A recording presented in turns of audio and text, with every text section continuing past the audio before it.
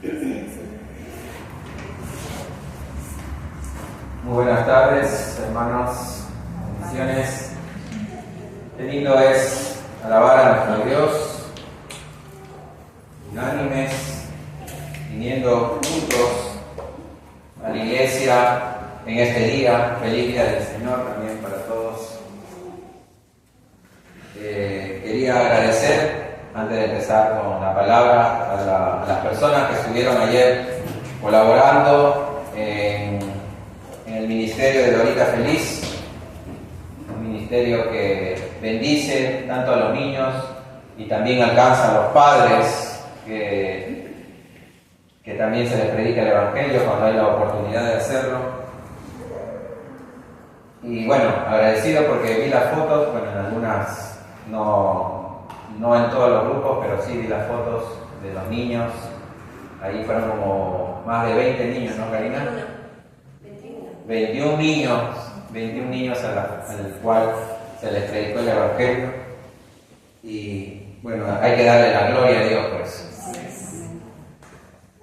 Los anuncios, no sé si lo dieron, creo que no. Este martes no tenemos reunión de hombres, que fue esta semana.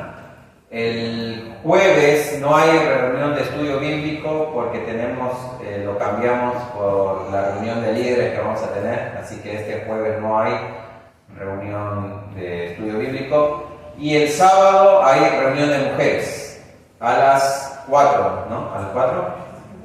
A las 4 de la tarde. Entonces están invitadas todas las mujeres de la iglesia a participar de la reunión de mujeres. Muy bien, ahora sí. Vamos al tiempo de la palabra. Quiero que vayan acompañándome al Evangelio de Juan, capítulo 17, que es lo que vamos a estar viendo el día de hoy.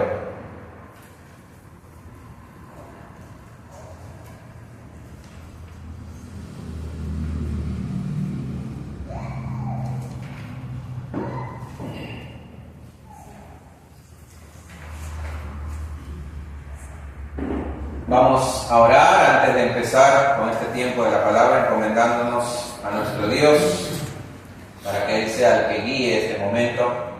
Así que quiero que me acompañen en oración, cerrando sus ojos, por favor. Dios mío, Señor, Padre amado, Padre santo, te damos gracias por este día, gracias por tu misericordia, por tu bondad, por tu amor. Te pido, Señor, que estés bendiciendo este momento en el cual podemos escuchar tu palabra. Te pido que bendigas a tu iglesia, Señor, que guardes también a las personas que no pudieron venir por diferentes motivos o que quizás están en camino. Te pido, Dios, que tu Espíritu Santo esté obrando en este momento, en primer lugar en mí, para que pueda exponer fielmente, Señor, tu palabra, y que también esté obrando en el corazón de mis hermanos, para que tu palabra, Señor, esté edificando sus vidas, santificándolos y convirtiendo, Señor, a los que aún no te conocen. Te rogamos, Señor, que tu palabra, Señor, esté obrando en tu iglesia. Todo esto te lo pedimos en el poderoso nombre de tu Hijo Jesucristo. Amén. Ahora sí, vamos al Evangelio de Juan, capítulo 17, versos del 6 al 12, que es lo que vamos a estar viendo el día de hoy. Y antes de ir a Juan, quiero que proyecten ahí en la pantalla Santiago 5:16 y luego Gálatas 6:2. Los que puedan buscarlo, genial. Santiago 5:16 dice: por tanto, confesad vuestros pecados unos a otros y orad unos por otros para que seáis sanados. La oración eficaz del justo puede lograr mucho. Gálatas 6:2 dice: llevad los unos las cargas de los otros y cumplid así la ley de Cristo. Estos dos versículos que acabamos de leer nos hablan de la oración y es un mandamiento de nuestro Dios para nosotros como iglesia, como hermanos, de orar los unos por los otros. La Biblia dice que debemos llevar las cargas los unos a los otros en oración. Y esto, mis hermanos, habla acerca de la intercesión que nosotros debemos hacer por nuestros hermanos. La intercesión es un concepto fundamental dentro de la Biblia, es parte de la oración. La palabra intercesión viene del latín intercedere, que significa intervenir o mediar. En la Biblia, la intercesión entonces es el acto de intervenir o mediar a favor de alguien ante Dios. Y eso es lo que hacemos precisamente cuando tenemos los cultos, las reuniones de oración. Dicho sea de paso, el próximo domingo tenemos reunión de oración a las 5 de la tarde. Es ahí, mis hermanos, donde después de orar por motivos generales, cada uno de nosotros expone también los motivos particulares que tiene para orar unos por otros. La intercesión también es vista como un acto de amor y de misericordia, donde una persona se pone en el lugar de otro y aboga por su causa ante Dios. Y en el Antiguo Testamento, mis hermanos, encontramos numerosos ejemplos de intercesión. Encontramos a Abraham, por ejemplo, intercediendo ante Dios en favor de Sodoma y Gomorra, pidiendo que se salven si se encuentran al menos 10 justos en estas ciudades. Vemos también en el Antiguo Testamento el ejemplo de Moisés intercediendo en varias ocasiones por el pueblo de Israel, pidiendo perdón y misericordia para ellos, ya que siempre el pueblo de Israel se caracterizaba por serle infiel a Dios. Y el día de hoy, mis hermanos, veremos a Jesús, a nuestro Señor, orando por sus discípulos, intercediendo por ellos ante el Padre para que Él los guarde en su nombre. Y es precisamente el sermón del día de hoy que se titula Guárdalos en tu nombre. Ahora sí, quiero que me acompañen a Juan capítulo 17, versículos del 6 al 12, que es lo que vamos a estar viendo el día de hoy. Dice así la palabra de nuestro Dios: he manifestado tu nombre a los hombres que del mundo me diste. Eran tuyos y me los diste, y han guardado tu palabra. Ahora han conocido que todo lo que me has dado viene de ti, porque yo les he dado las palabras que me diste, y las recibieron, y entendieron que en verdad salí de ti, y creyeron que tú me enviaste. Yo ruego por ellos, no ruego por el mundo, sino por lo que me has dado, porque son tuyos. Y todo lo mío es tuyo, y todo lo tuyo mío, y he sido glorificado en ellos. Ya no estoy en el mundo, pero ellos sí están en el mundo. Y yo voy a ti, Padre Santo, guárdalos en tu nombre, el nombre que me has dado, para que sean uno, así como nosotros.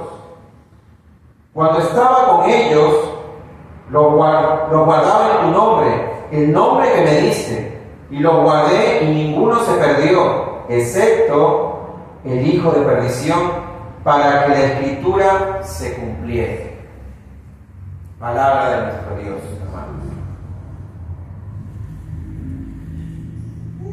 luego de que Jesús diera las indicaciones necesarias a sus discípulos y los preparara después de su partida, como vimos desde el capítulo 13 hasta el capítulo 16, Jesús a partir del capítulo 17 entonces empieza a orar.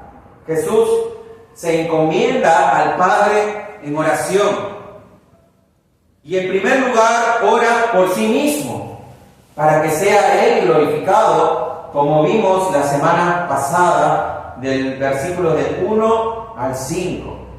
Luego, lo que vamos a ver el día de hoy, luego Jesús entonces empieza a interceder por sus discípulos, desde el versículo 6 al 19. Y por último, Él también ora por lo que habían de creer la palabra por parte de los discípulos, versículos del 20 al 26. Ese es el contexto para que entendamos lo que vamos a ver el día de hoy. Jesús entonces empieza a interceder por sus discípulos. Versículo 6 dice: he manifestado tu nombre a los hombres que del mundo me diste. Eran tuyos y me los diste y han guardado tu palabra. Jesús entonces empieza esta oración diciendo que Él ha manifestado el nombre a los hombres que del mundo les dio el Padre. ¿Cómo manifestó Jesús ese nombre? En primer lugar hay que entender que el concepto del nombre de Dios abarca todo lo que Él es y no tanto el nombre propio. Es decir, el concepto del nombre de Dios abarca su carácter, su naturaleza y sus atributos. Es por eso que el salmista en el Salmo capítulo 9, versículo 10, puede decir: en ti pondrán su confianza los que conocen tu nombre, porque tú, oh Señor, no abandonas a los que te buscan. Salmo 27 también dice algo similar. Dice: algunos confían en carros y otros en caballos, mas nosotros en el nombre del Señor nuestro Dios confiaremos. Estos salmos, mis hermanos, el salmista dice que el pueblo de Israel pone su confianza en el nombre de su Dios. Pero como les dije, no es tanto el adjetivo, el nombre que se le da a Dios, sino lo que realmente representa dicho nombre. Y los judíos, por ejemplo, ellos tenían miedo de pronunciar el nombre de Dios. Ellos tenían miedo de pronunciar el tetragramatón, como ellos lo llaman. Y esa palabra que ahora nosotros lo conocemos como Jehová o Yahweh, ellos no querían pronunciarlo porque para ellos era un nombre muy sagrado. Y por eso los judíos preferían llamar a Dios Adonai o Hashem, que significa el Señor. Ahora bien, como les dije, no es tanto el nombre en sí lo que nos tiene que preocupar, sino lo que representa dicho nombre. Es lo que representa el nombre. Y Jesús manifestó el nombre de Dios mostrando el carácter y los atributos que tiene Dios en su persona. Es así como Jesús manifestó el nombre a sus discípulos, en su persona. Es decir, Cristo, mis hermanos, manifestó plenamente la verdadera naturaleza del Padre. Es por eso que los discípulos, al ver a Jesús, vieron al Padre. Como dice Juan capítulo 14, versículo 9, dice: Jesús le dijo: ¿tanto tiempo he estado con vosotros y todavía no me conoces, Felipe? El que me ha visto a mí, ha visto al Padre. ¿Cómo dices tú, muéstranos al Padre? Hermanos, al aprender los discípulos las enseñanzas de su maestro, de Jesús, aprendieron la voluntad del Padre. Cristo dijo en muchas ocasiones, en repetidas veces, y lo vimos a lo largo del Evangelio de Juan, que Él enseñaba las palabras de su Padre. Y las obras que Él hizo eran las obras del Padre. Jesús dijo que Él no hablaba por su propia cuenta, sino que todo lo que oía del Padre, eso hablaba. De esta manera, Jesús manifestó el nombre de Dios, mostrando quién es Dios en su persona, en sus enseñanzas, en sus obras, en su naturaleza, en sus atributos. Y hay un dicho que dice, para que entiendan mejor este concepto, hay un dicho que dice, de tal palo, tal astilla. ¿Qué significa este dicho? Significa que los hijos son muchas veces el reflejo de sus padres. Es decir, nosotros podemos ver a través de sus hijos cómo son los padres en casa. Si vemos nosotros que tus hijos son educados, se comportan educadamente, es porque reciben buena educación en su casa. Pero si vemos que tus hijos son malcriados, esto quiere decir entonces que en casa papá y mamá no disciplinan a sus hijos, no los corrigen. Por eso es que Dios manda en Proverbios capítulo 22, versículo 6, a instruir al niño. Dice Proverbios 22, 6, enseña al niño el camino en que debe andar, y aun cuando sea viejo no se apartará de él. Entonces, de esa manera Jesús reflejó el nombre de Dios en su propia persona. Él, siendo hijo, representaba a su Padre y manifestó el nombre de su Padre en su persona.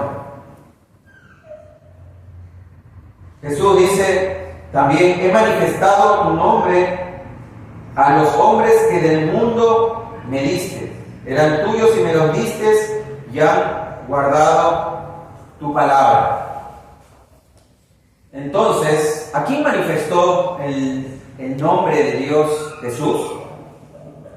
El versículo dice que Él ha manifestado a los hombres que del mundo les dio el Padre. A los hombres que del mundo les dio el Padre. Dice, eran tuyos y me los diste, y han guardado tu palabra. Este versículo, mis hermanos, nos habla acerca de la elección, de la predestinación. Es decir, los discípulos de Jesús habían sido dados del mundo al Hijo por el Padre. Ellos habían sido separados de la masa de la humanidad y puestos aparte para pertenecer a Cristo. Un teólogo, J.G. Bellet, dice, eran del Padre por elección antes que fuese del mundo, y vinieron a ser de Cristo por el don del Padre y por adquisición por la sangre. ¿Qué es lo que estaba diciendo este señor? Como estudiamos en la carta de los Efesios, hermanos, los que han creído en el Evangelio son los que han sido predestinados antes que el mundo fuese, desde antes de la fundación del mundo. Estas personas son los que el Padre les da al Hijo. Por eso es que Jesús dijo, tuyos eran y me los diste. Y vinieron a ser de Cristo porque es un regalo del Padre hacia el Hijo. Es decir, nosotros, mis hermanos, somos un regalo del Padre hacia el Hijo. Y Jesús nos compró por su sangre.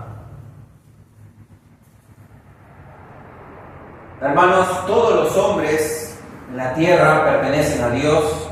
Ezequiel, capítulo 18, versículo 4 dice, Ezequiel 18:4 dice, he aquí todas las almas son mías, tanto el alma del Padre como el alma del Hijo mías son.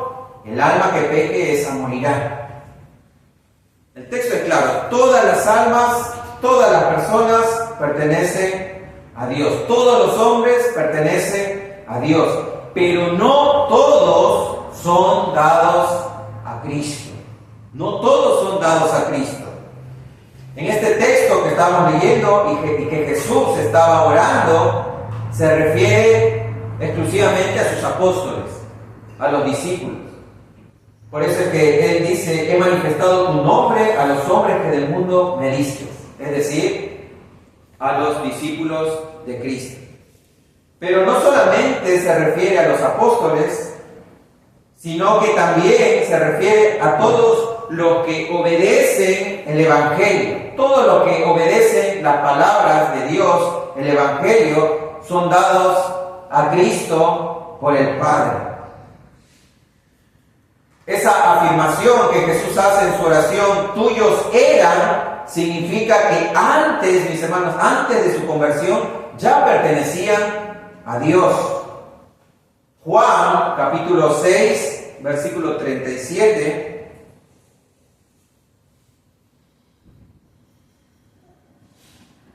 Juan, capítulo 6, versículo 37, dice, Jesús, todo lo que el Padre me da, vendrá a mí, y al que viene a mí, de ningún modo lo echaré fuera. ¿Se dieron cuenta? Es el Padre quien da al Hijo. Todo lo que el Padre me da, dice, va a venir a Jesús. Y el que viene a Jesús, de ningún modo lo echa fuera. Y hay una característica particular en estas personas que vienen a Jesús. Hay una característica particular de estas personas que el Padre da al Hijo. Y dice esto, dice, eran tuyos y me los diste y han guardado tu palabra. Esa es la característica, que las personas que pertenecen a Cristo y que son dados por el Padre, guardan la palabra de Dios. Jesús dice eso.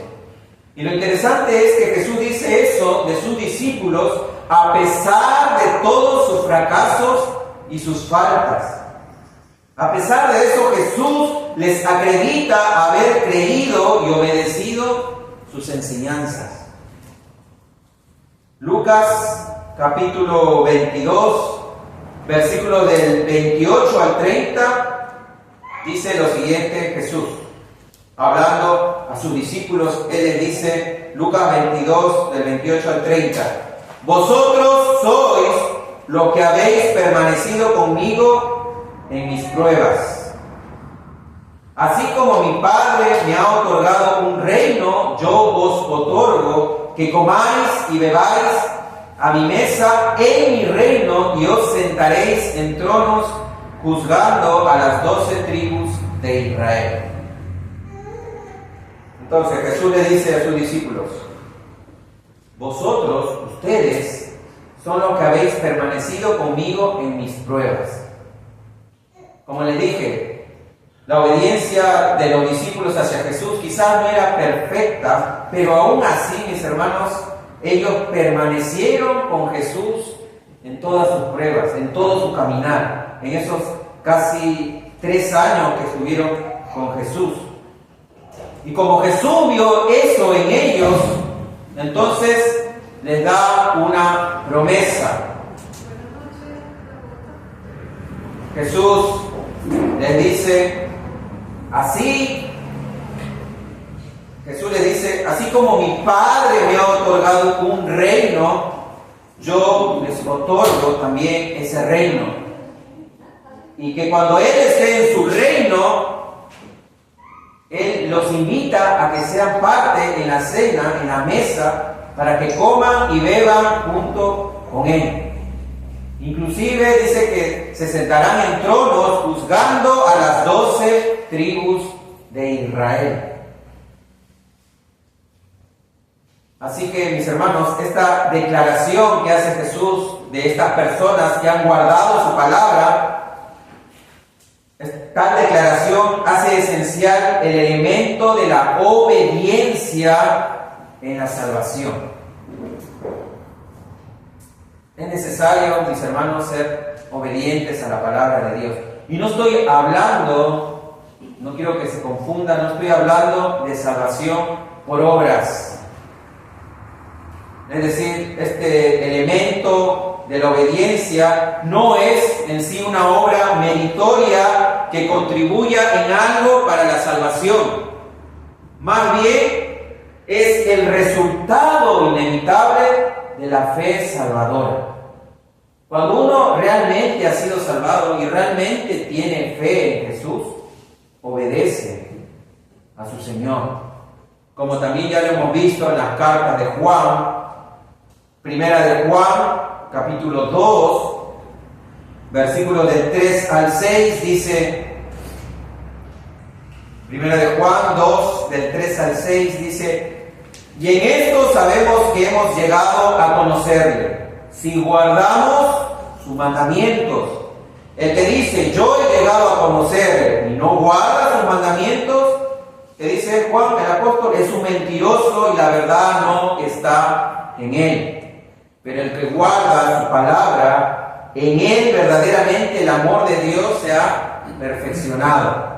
En esto sabemos que estamos en él, en Cristo. El que dice que permanece en él debe andar como él anduvo. Así que, mis hermanos, la obediencia es un elemento esencial, como le dije, en la salvación. Si tú dices que conoces a Cristo, que has sido salvado, entonces debes guardar sus mandamientos. Si dices que has llegado a conocerle, entonces debes guardar sus mandamientos, porque si no, eres un mentiroso y la verdad no está en ti. Si dices que permaneces en Él, debes andar como Él anduvo. Debes andar como Él anduvo. Es decir, mis hermanos, obedeciendo. Jesús toda su vida andó en obediencia al Padre.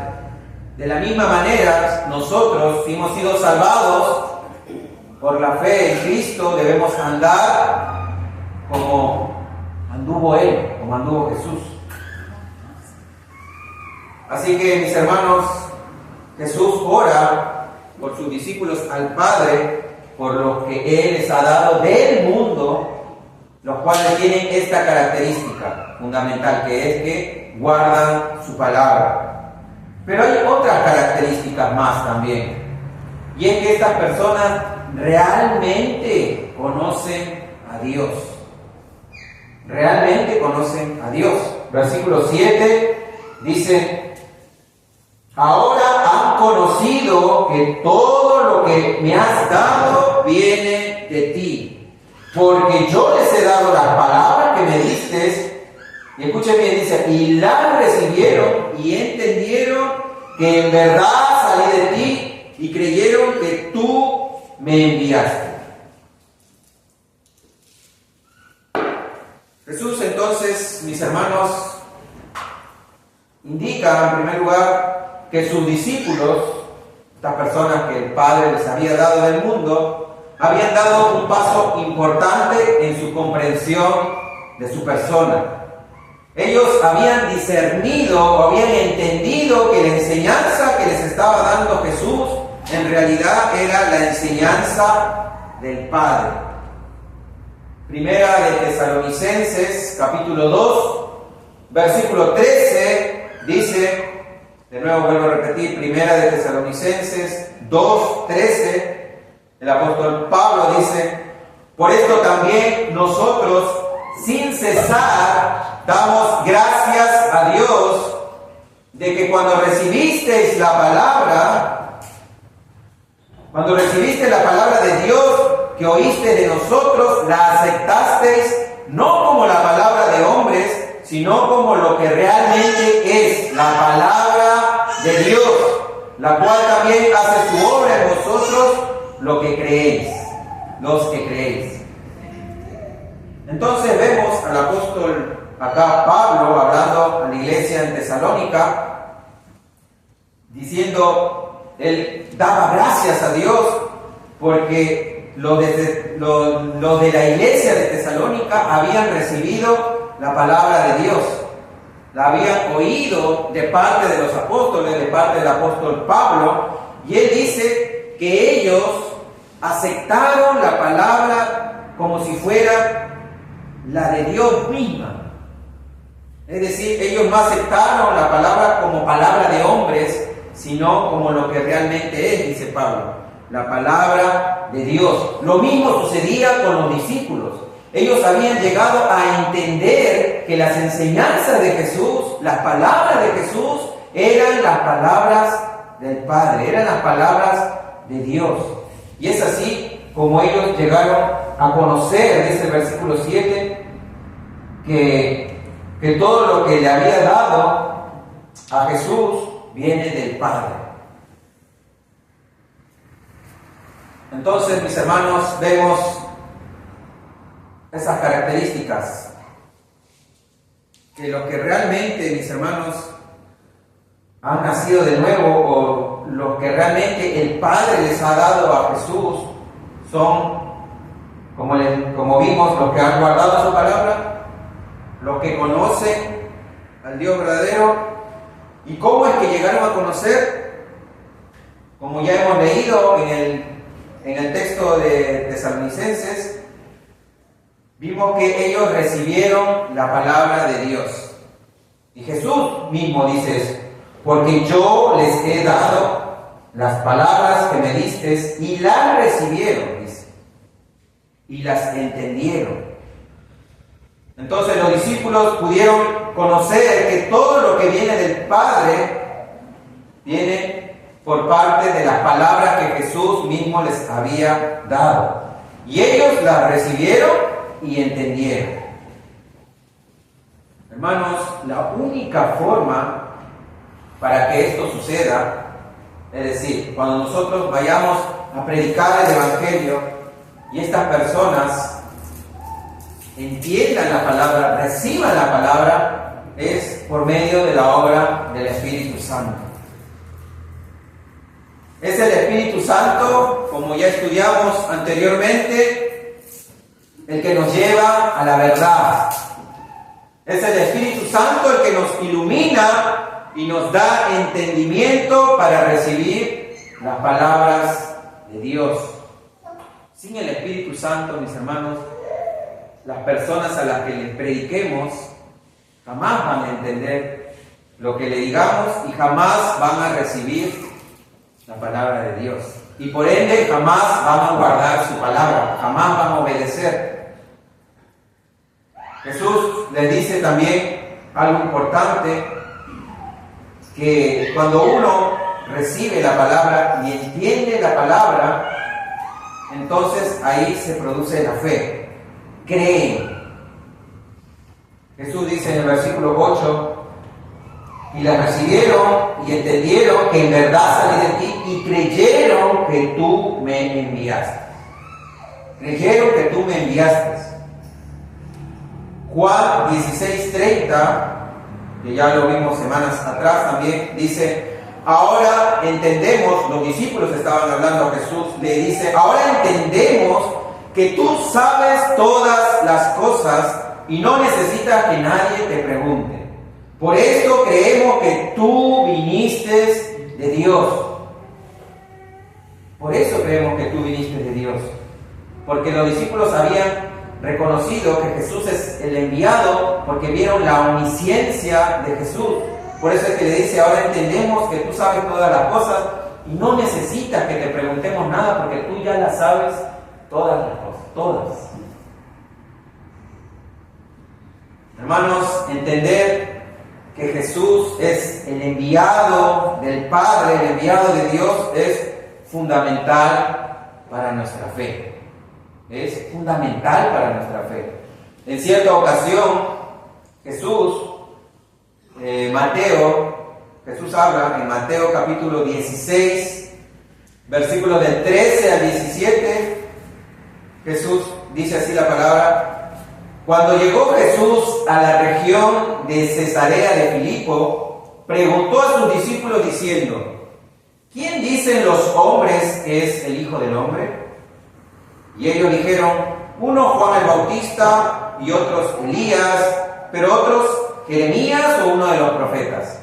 Y él les dijo: ¿y vosotros qué decís que soy yo?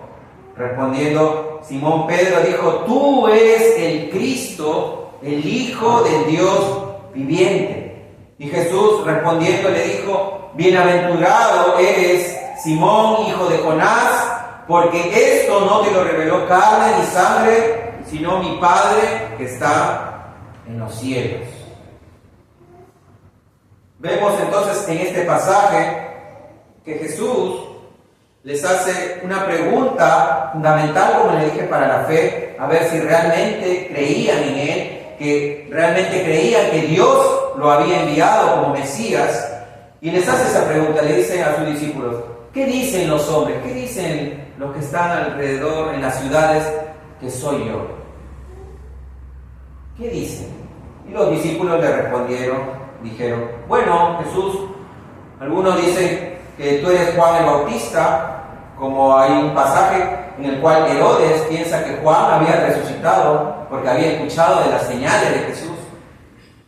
Sus discípulos le dicen: algunos piensan que eres Juan el Bautista, que ha resucitado. Otros dicen que eres Elías, ese Elías que iba a venir, sí, antes de que venga el Mesías. Otros dicen que eres Jeremías y otros dicen que eres alguno de esos profetas. Interesante que la gente, la multitud, creían que Jesús era entonces simplemente un profeta. No creían en realidad que era el Mesías, el cual él proclamaba ser. Entonces Jesús le dice: bueno, eso dicen el resto de los hombres, pero ustedes, ¿qué piensan ustedes? ¿Qué dicen ustedes que soy yo? Y ahí vemos la confesión de Pedro ante Jesús diciendo: tú eres el Cristo, el Hijo del Dios viviente. Pedro reconoció que Jesús no era simplemente un profeta, sino que Él realmente era el Cristo, el ungido. Cristo significa ungido. El Mesías, al cual el pueblo judío estaba esperando por tantos años. Y no solamente eso, sino que él reconoció que Jesús era más que un profeta, sino que él mismo era el Hijo del Dios viviente. Es decir, le estaba igualando a Dios. Porque los judíos, como ya les mencioné anteriormente en otras prédicas, los judíos tienen un concepto diferente del Mesías al que los cristianos tienen. Ellos piensan que el Mesías no es en realidad Dios, y no tiene por qué ser Dios. Pero Jesús vino, mis hermanos, siendo el Mesías y siendo Dios, declarando que Él era el Hijo de Dios. Entonces, bueno, Jesús le dijo: bienaventurado eres, Simón, hijo de Jonás. ¿Por qué? Porque esto no te lo reveló ni carne ni sangre. Es decir, no fue por tu inteligencia, no fue porque eres más listo que los otros 11, sino porque mi Padre que está en los cielos, Él te lo reveló. Él te lo reveló. Y posteriormente, no solamente Pedro creyó eso, sino que, como leímos en el texto, versículo 8 dice: Jesús orando al Padre, y ellos creyeron que tú me enviaste. Es decir, ellos creyeron que realmente Jesús es el Hijo de Dios, el enviado de Dios. Luego Jesús continúa orando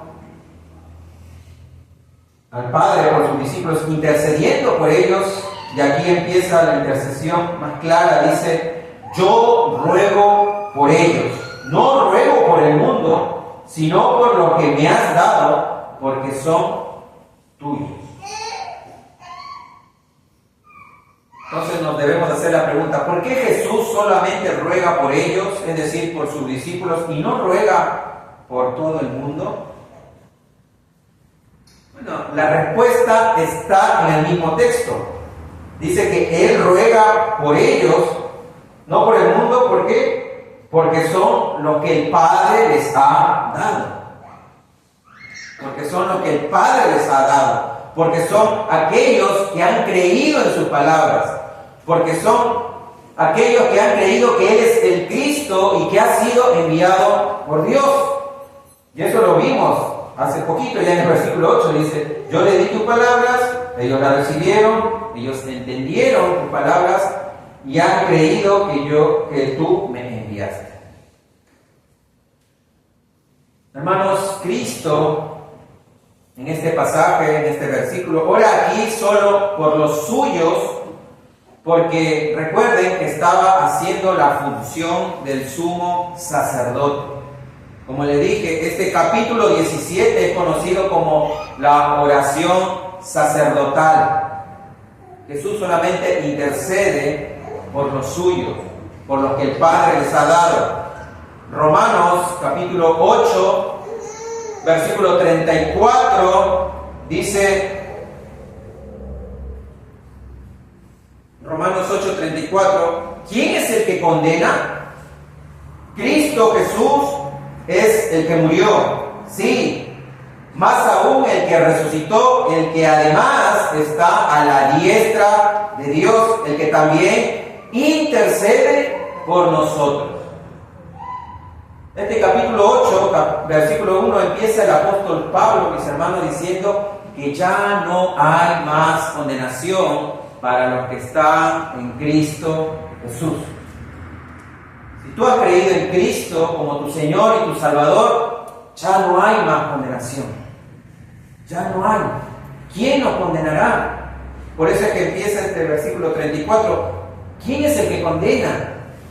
Cristo Jesús es el que murió y resucitó y además está ahora a la diestra de Dios. ¿Y qué está haciendo? Intercediendo por nosotros. No por todos, sino en los que realmente han creído en el Evangelio. Jesús intercede, ahora precisamente está intercediendo por nosotros. ¿Eso significa, mis hermanos, que Jesús nunca oró por el mundo? Claro que no. Jesús en la cruz, mis hermanos, oró de esta manera. Cuando Él estaba crucificado y miró a los que lo habían crucificado, ¿qué dijo? Padre, perdónalos porque no saben lo que hacen. Pero como le dije, aquí en este versículo específicamente estaba orando como aquel que representaba a los creyentes ante el trono de Dios. Y hermanos, Jesús ora solamente por los suyos, solamente por los que el Padre les ha dado, como el gran sumo sacerdote que Él es. Y nosotros, mis hermanos, ya que no somos omniscientes como Jesús, como Dios, nosotros al no saber quiénes son escogidos y quiénes no, nosotros no sabemos quiénes realmente son los de Jesús. Entonces nosotros debemos orar por todos los hombres. Como manda el apóstol Pablo en su primera carta a Timoteo, capítulo 2, versículo 1.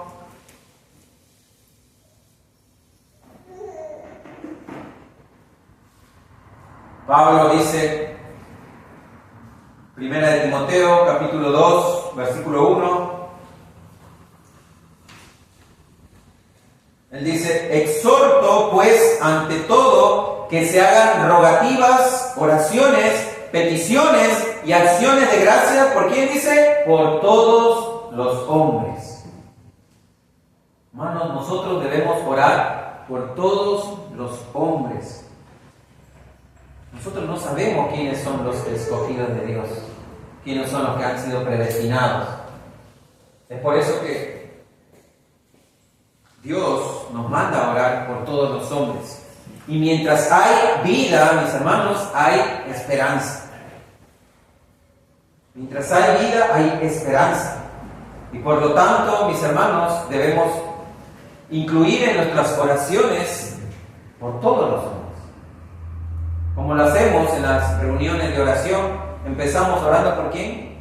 Por las autoridades, por los gobernantes, como manda también el apóstol Pablo en su carta a los Romanos, en el capítulo 13. Así que nosotros, mis hermanos, debemos orar por todos, para que precisamente vengan a los pies de Cristo, para que puedan ser salvados. Jesús, en el versículo 10 dice, en el 9 dice, yo ruego por ellos, no ruego por el mundo, sino por lo que me has dado, porque son tuyos. Y Jesús dice, y todo lo mío es tuyo, y lo tuyo mío, y he sido glorificado en ellos. Jesús ora diciendo, todo lo mío, todo lo que yo tengo es tuyo. Y todo lo tuyo, o sea, todo lo del Padre es mío, dice Jesús. Esto muestra, mis hermanos, una vez más, que tanto el Padre como el Hijo son uno en esencia y en interés. Mateo capítulo 11, versículo 27, Jesús dice, todas las cosas me han sido entregadas por mi Padre, y nadie conoce al Hijo sino el Padre, ni nadie conoce al Padre sino el Hijo, y aquel a quien el Hijo se lo quiera revelar. ¿Se dieron cuenta? Jesús dice, todas las cosas me han sido entregadas por mi Padre. Es por eso que Él dice, oh Padre, todo lo mío es tuyo y todo lo tuyo es mío. Todas las cosas, mis hermanos, han sido entregadas del Padre al Hijo. Y acá estamos hablando de este grupo de personas que habían creído. Es por eso que Jesús dice, y nadie conoce al Hijo sino al Padre. Y nadie realmente conoce al Padre sino el Hijo. Y Jesús dice, y aquel a quien el Hijo se lo quiera revelar. Es decir, que, mis hermanos, para nosotros conocer al Padre, el Hijo nos tiene que revelar al Padre. ¿Cómo? Por medio de la Escritura. Y ahí está involucrado también el Espíritu Santo, como le dije anteriormente, es el Espíritu Santo el que nos ilumina, el que nos da el entendimiento. Y Martín Lutero cita acerca de este pasaje del versículo 10, dice, todo hombre, es decir, todos los que estamos sentados acá, puede decir al Padre, todo lo mío es tuyo. Es decir, nosotros le podemos decir a Dios, Señor, todo lo que tenemos, nuestras casas, nuestros trabajos, nuestra familia, todo es tuyo. Pero solamente el Hijo puede decir, y todo lo tuyo mío. Nosotros no podemos decir que todas las cosas de Dios son nuestras. Solamente el Hijo puede decir eso. Y Jesús dice que lo que les ha dado el Padre, Él ha sido glorificado en ellos. ¿Cómo es que glorificaron entonces los discípulos a Jesús? En primer lugar, ellos glorificaron a Jesús reconociendo y confesando, como ya vimos anteriormente, que Él es el Hijo de Dios. De esa manera, Cristo es glorificado. Cristo fue glorificado posteriormente por los hechos de los apóstoles, por todo lo que hicieron. Los apóstoles, mis hermanos, eran y a través de su palabra siguen siendo los testigos de Cristo. Por eso es que la iglesia, mis hermanos, debe perseverar en la enseñanza de los apóstoles. Nosotros debemos perseverar en la enseñanza de los apóstoles. Hechos capítulo 2, versículo 42 dice: y se dedicaban continuamente a las enseñanzas de los apóstoles, a la comunión, al partimiento del pan y a la oración. ¿De qué está hablando aquí Lucas, el autor del libro de los Hechos? De la iglesia primitiva. ¿Qué hacía la iglesia primitiva? Dice que se dedicaban continuamente a las enseñanzas de los apóstoles. La iglesia primitiva, mis hermanos, se dedicaba a eso, continuamente, siempre, estando enseñando a las demás personas, a los nuevos convertidos, según las enseñanzas de los apóstoles, porque ellos habían recibido directamente la palabra de Jesús. Así que, mis hermanos, nosotros como iglesia también debemos dedicarnos a lo que ya está escrito, a lo que ya los apóstoles ya escribieron. Ya no hay nuevas revelaciones, ya no hay profetas que nos digan cosas nuevas. No existen apóstoles ni profetas en estos tiempos, porque ya todo está revelado acá. Y a esto debemos dedicarnos, a estudiar la enseñanza de los apóstoles, que ya está escrito en la Biblia. Jesús sigue orando por sus discípulos, intercediendo por ellos, diciendo, versículo 11, ya no estoy en el mundo, pero ellos sí están en el mundo, y yo voy a ti, Padre Santo. Y le hace una petición especial: guárdalos en tu nombre, el nombre que me has dado, para que sean uno, así como nosotros. Jesús ora de manera específica al Padre diciendo, guárdalos del mundo. ¿Qué significa esa palabra guardar? Significa cuidar, proteger, preservar. Pero ¿por qué Jesús ora de esa manera? El texto nos dice, porque Jesús dice, ya no estoy en el mundo. Y Jesús estaba hablando aquí proféticamente como si Él ya hubiera ascendido al cielo, como si Él ya hubiera estado con el Padre. Era tan seguro, mis hermanos, la misión de Jesús, su partida, como que ya se hubiera realizado. Y es por eso que Jesús oró de esa manera, diciéndole al Padre que los guarde, que los cuide. ¿Por qué? Porque Él ya se iría, pero sus discípulos quedarían en el mundo. Y ellos tendrían que enfrentar la tentación y el aborrecimiento del mundo. Como vimos, quiero que vayan ahí rápidamente a Juan 15, 18. Jesús ya les había, y esto ya lo estudiamos, Jesús les había dicho que el mundo los iba a odiar. ¿Por qué? Porque porque en primer lugar lo habían odiado a Él. Dice, si el mundo os odia, sabéis que me ha odiado a mí antes que a vosotros. Dice, si ustedes fueran del mundo, el mundo los amaría, pero como yo los escogí de entre el mundo, por eso es que los odia. Luego Jesús, versículo 20, dice, un siervo no es mayor que su Señor. Si a mí me persiguieron, a ustedes también los van a perseguir. Y el versículo 21 dice, y todas estas cosas van a ser porque no conocen al que me envió, no conocen realmente quién es Dios. Versículo 10, capítulo 16, versículo 1 al 4, Jesús sigue advirtiendo a sus discípulos, diciéndoles, estas cosas os he dicho para que no tengan tropiezo.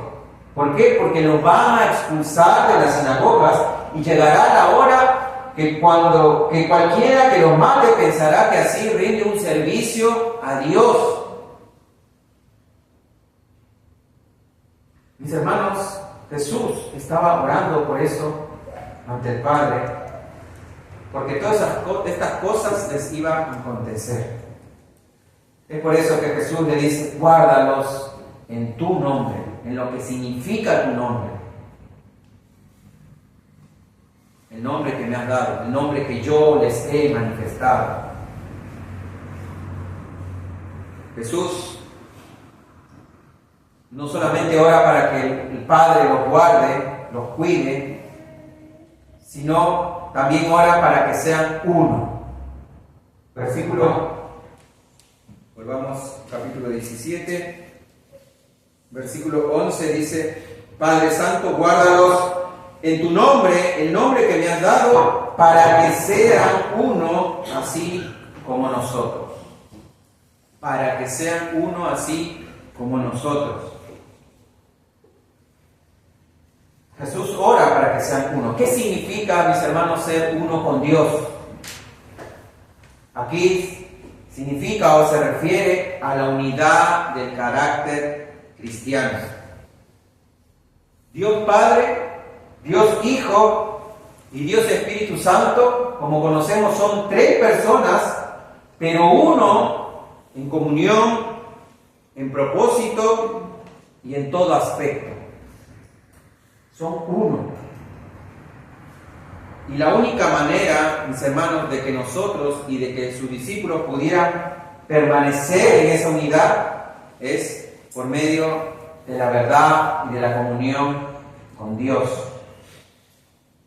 Romanos capítulo 12, versículo 5 dice: Así nosotros, que somos muchos, somos un cuerpo en Cristo, individualmente miembros los unos a los otros. Y Gálatas 3:28 también dice algo similar, dice: No hay judío ni griego, no hay esclavo ni libre, no hay hombre ni mujer, porque todos sois unos en Cristo. Y hay infinidad de pasajes que hablan acerca de la unidad, acerca de que somos ahora uno en Cristo. ¿Y cómo somos uno en Cristo ahora? ¿Cómo es que el Padre respondió a esa oración? El Padre, mis hermanos, respondió a esta oración, ¿saben dónde? En su iglesia, por medio de su iglesia. Como estamos estudiando los jueves, en los estudios bíblicos que tenemos, estamos estudiando que la iglesia es un pueblo de Dios. Somos uno. Debemos ser unidos.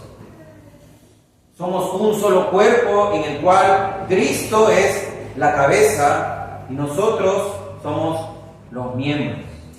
Y todos los miembros deben estar unidos. Jesús ora entonces por esa unidad que se da y se ve reflejado en la iglesia. Y por último, versículo 12 dice: Cuando estaba con ellos, dice Jesús, los guardaba en tu nombre, el nombre que me diste, y los guardé, y ninguno se perdió. Ninguno se perdió, dice Jesús, orando al Padre, excepto, dice, el hijo de perdición, para que la Escritura se cumpliera.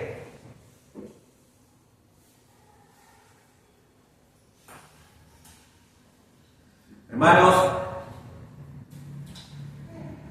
Jesús no perdió a ninguno de los que el Padre les había dado. Esto quiere decir que este hijo de perdición no era parte de lo que el Padre le había dado a Jesús. ¿Por qué se perdió entonces este hijo de perdición? Como acabamos de leer, dice que se perdió para que se cumpliese la Escritura. El hijo de perdición, como sabemos, hace alusión ¿a quién? A Judas Iscariote, que lo traicionó. Él fue consignado a ruina o condenación eterna. La deserción y traición de Judas no fue una falla por parte de Jesús, como le dije anteriormente. Jesús no perdió a ninguno, sino que, mis hermanos, esto ya había sido anticipado y ordenado de antemano en las Escrituras. Ya estaba profetizado. Salmo 41:9, que ya lo vimos también en el capítulo 13.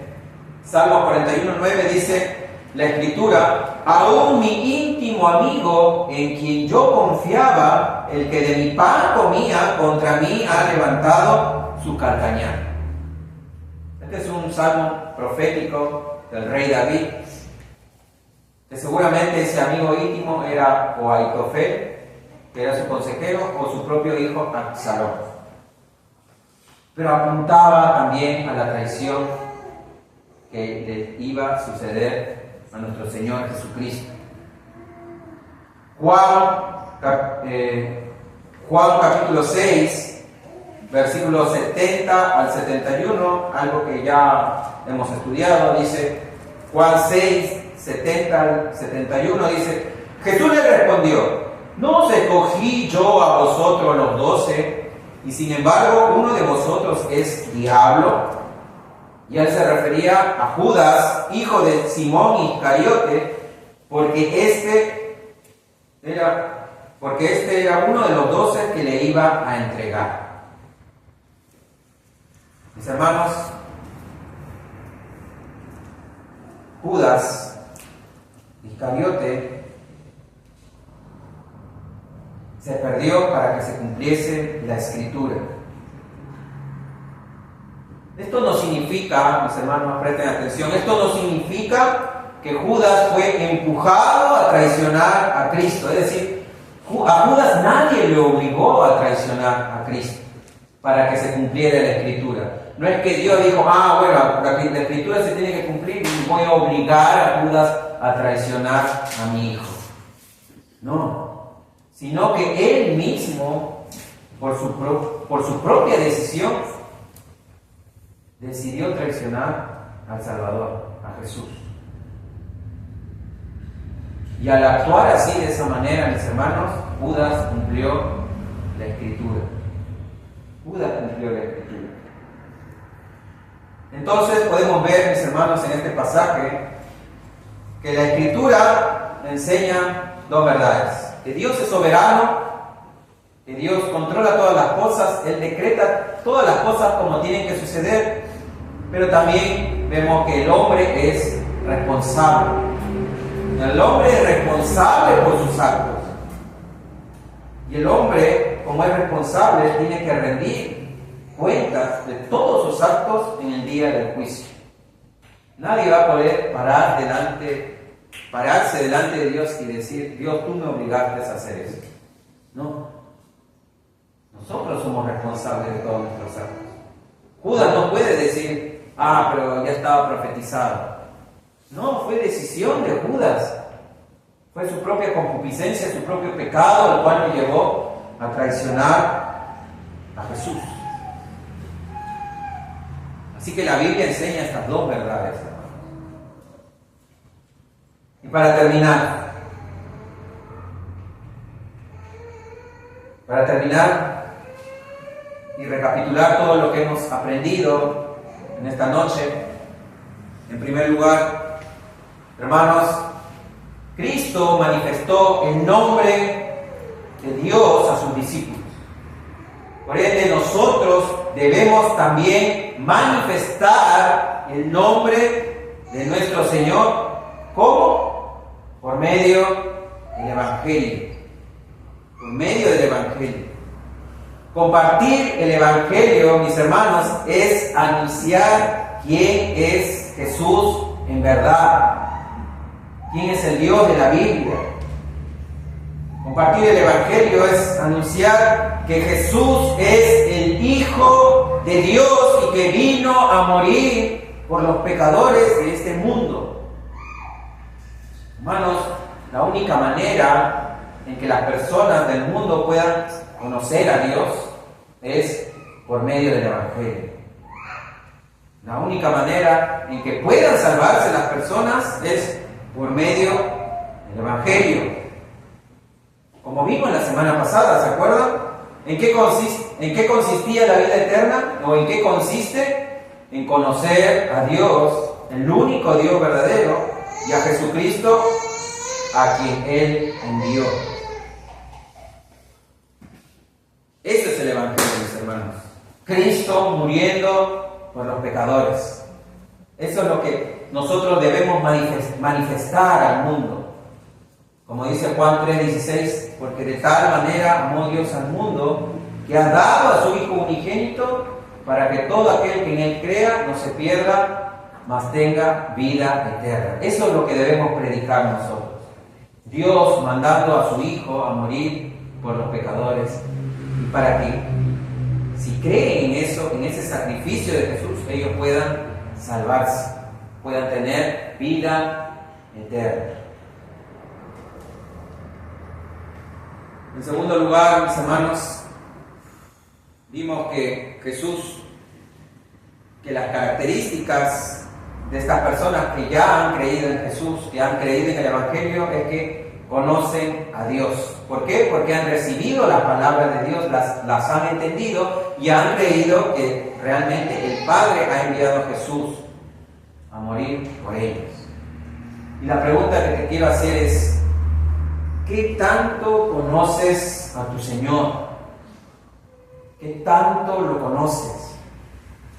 ¿Cuánto tiempo, hermano, hermana, pasas en comunión con su palabra? ¿Cuánto tiempo?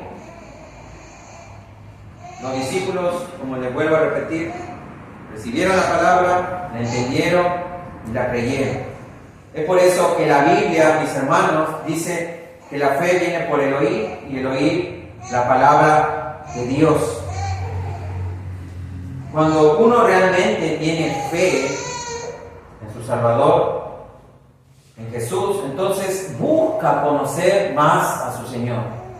Si tú realmente dices tener fe, debes tener hambre por Dios, por conocer a Dios por medio de su palabra. Deberías desear saber quién es Él más a profundidad y qué es lo que Él hizo por nosotros. Hermanos, la cruz es solamente el comienzo. La cruz es el comienzo. Jesús hizo muchas obras y nos dejó muchas enseñanzas para que nosotros pudiéramos conocer qué es el reino de los cielos. Y todo eso, mis hermanos, está en su palabra, en la Biblia. Mientras más leamos la Biblia, mis hermanos, más vamos a conocer a Dios y más fe vamos a tener en Él, más confianza vamos a tener en Él. Así que por eso es importante tener comunión con Dios por medio de su palabra y por medio de la oración también. Porque recuerden, Jesús estaba orando al Padre. Jesús era un hombre de oración. En tercer lugar, hablando de la oración, el orar los unos por los otros, como vimos en la introducción, es un mandamiento de nuestro Señor. Y hermanos, no debemos hacerlo por imposición o porque sea un mandamiento, sino por amor. Los que realmente han creído el Evangelio, mis hermanos, oran por sus hermanos, no obligados, sino porque los aman. Porque entienden que todos en esta iglesia pasamos por luchas, por pruebas y situaciones las cuales solamente Dios puede resolver. Es por eso, mis hermanos, que si decimos amarnos los unos a los otros, debemos orar los unos por los otros. Todos pasamos por pruebas y sobre todo, ustedes saben, los que vienen a las reuniones de oración que tenemos a las 5 de la tarde, ustedes ven que cada uno en particular tiene problemas difíciles, situaciones difíciles, situaciones en las cuales lo único que nos queda decir es encomendarnos a nuestro Dios. Y eso es amor, hermanos. Eso es amarnos, interesarnos. ¿Cuánto tiempo oras por tus hermanos?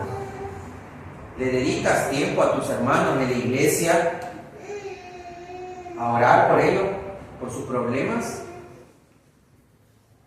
¿Le dedicas tiempo? Le dices a un hermano, hermano, yo no pude venir al culto de oración, pero ¿me puedes pasar la lista de petición de oración para orar por ellos? Porque quiero orar por ellos, quiero interceder por ellos. Eso es amor, hermanos. Y por último, Jesús oró por la unidad. Jesús oró para que los discípulos sean uno con el Padre, uno con Él, uno en espíritu. Y como le dije, esto se ve reflejado en la iglesia. Nosotros debemos ser unidos, debemos ser uno, un mismo pensamiento, un mismo sentir, una misma motivación. Hermano, ¿qué tan comprometido estás con la iglesia del Señor? ¿Cuánto tiempo dedicas a estar con los hermanos en unidad? ¿O acaso eres solo de los que vienen los domingos y nada más? Quizás yo pueda entender y comprender a las personas nuevas que se están acercando a la iglesia, que no llevan ni siquiera 6 meses, ni un año siquiera. Puedo entender a estas personas. Pero a las personas, mis hermanos, que ya llevan años y no quieren comprometerse, siguen en lo mismo, ahí sí ya me preocuparía. ¿Por qué? Porque el caso de Judas era preocupante también. Judas anduvo con ellos, con los otros 11, con Jesús. Es decir, en cierta manera perteneció a la iglesia de Dios. Judas, mis hermanos, recibió las mismas enseñanzas que los otros 11, pero él jamás las puso en práctica. ¿Por qué? Porque era un hijo de perdición. Y hermanos, hoy lamentablemente hay muchos Judas en las iglesias que profesan ser cristianos, pero no viven como tales. Hay muchos que dicen amar, pero no mueven ni un solo dedo para la expansión del reino de los cielos. Ni se preocupan por sus hermanos. Hay muchos así en las iglesias. Y lo peor de todo, ¿saben qué es? Lo peor de todo es que estas personas ni siquiera saben que están perdidas hasta que ya es demasiado tarde. Ellos piensan, mis hermanos, que son cristianos, pero simplemente viven una vida de religiosidad. Siguen siendo amigos de las cosas de este mundo y amando las cosas de este mundo, mis hermanos. Así que, para terminar, oremos por estas personas, por la unidad de la iglesia y para que seamos uno con Dios, con el Dios Trino. Oramos, hermanos. Dios mío, Señor, Padre amado, te damos gracias por este día, gracias por tu palabra, Señor, gracias porque tu palabra nos confronta, gracias porque tu palabra nos anima, nos alienta a seguir, Señor, en unidad, nos alienta a conocerte cada día más, Señor, nos alienta a obedecerte. Y sabemos, Dios, que tú, oh Jesús, estás rogando por nosotros, intercediendo por nosotros delante del Padre, para que nosotros podamos ser fieles a ti, Señor, para que nosotros podamos perseverar en este camino, para que nosotros, Señor, podamos expandir tu reino, compartir tu palabra, Dios. Sabemos que tenemos un abogado, que eres tú, oh Jesús, delante del Padre, y que tú moriste por nuestros pecados, Señor. Te ruego por las personas que aún, Señor, no te conocen y que quizás están viviendo una religiosidad, un cristianismo falso. Te pido, Señor, que tú estés dando entendimiento, que tu Espíritu Santo, Señor, esté sacando ese velo de sus ojos, de sus corazones, y que pueda estar transformando, Señor, realmente a estas personas en tus hijos. Señor, te ruego por ellos, te ruego por tu iglesia, te ruego para que seamos uno, Señor, para que seamos unidos con el Padre y que reine el amor en tu iglesia. Todo esto te lo ruego, Señor, y te lo pido en el nombre poderoso de tu Hijo Jesucristo. Amén. Amén y amén.